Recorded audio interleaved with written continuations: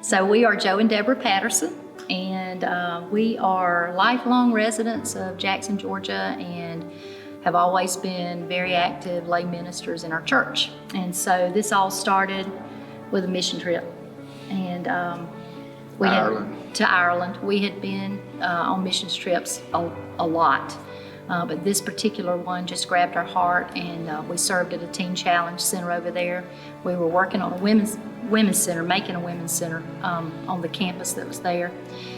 So over the next several years, we went to Ireland, but that particular ministry just grabbed our heart, and we began to dream about what it would be like to be able to do that here. In 2017, in September, a house next door to the church that we attend became available, and the pastor approached me and said, "It's time for you to do your women's center." And so we began to prepare, and then February of 2018, we took in our first lady. And so that's how Hope Farms came to be.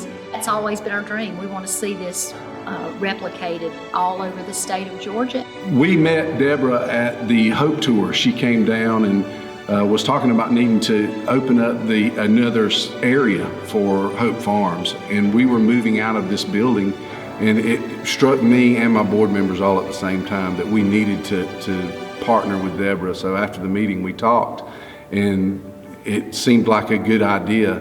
Deborah later came and looked at the building with her husband Joe, and from there it's just taken off. And so I went home that night and I called up Miranda.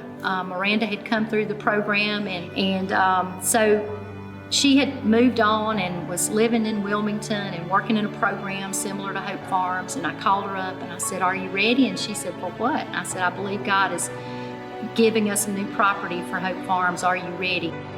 Hi, I am Miranda, and this is my husband, Steve.